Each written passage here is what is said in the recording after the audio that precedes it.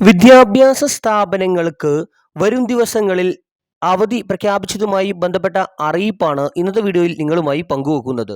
വിശദമായ വീഡിയോയിലേക്ക് കടക്കുന്നതിന് മുമ്പ് ഈ വീഡിയോ ആദ്യം ഒന്ന് ലൈക്ക് ചെയ്ത് കാണാൻ ശ്രദ്ധിക്കുക.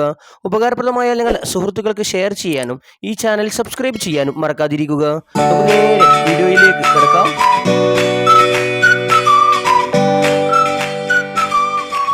വിവിധ ജില്ലകളിൽ റെഡ് അലർട്ട് പ്രഖ്യാപിച്ചിരിക്കുന്നു. ഇന്നു മുതൽ 4 ദിവസം മലപ്പുറം ജില്ലയിൽ റെഡ് അലർട്ടാണ്. വയനാട് ജില്ലയിലും റെഡ് അലർട്ട് പ്രഖ്യാപിച്ചിട്ടുണ്ട്. കോഴിക്കോട്, കണ്ണൂർ, കാസർഗോഡ് ജില്ലകളിലും ഇന്നും നാളെയും റെഡ് അലർട്ട് പ്രഖ്യാപിച്ചിട്ടുണ്ട്. മലപ്പുറം, കോഴിക്കോട് ജില്ലകളിൽ 16, 17 തീയതികളിലും റെഡ് അലർട്ട് പ്രഖ്യാപിച്ചിട്ടുണ്ട്. ഇതേസമയം റെഡ് അലർട്ടുമായി ബന്ധപ്പെട്ട് വിവിധ ജില്ലകളിൽ അവധി പ്രഖ്യാപിച്ചുകൊണ്ടിരിക്കുകയാണ്.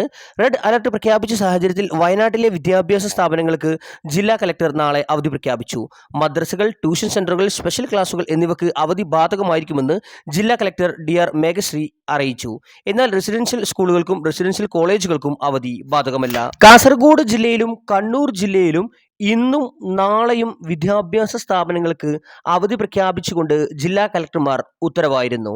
മദ്രസകൾക്കും ട്യൂഷൻ സെന്ററുകൾക്കും ഇന്നത്തെയും നാളത്തെയും അവധി ബാധകമാണ്.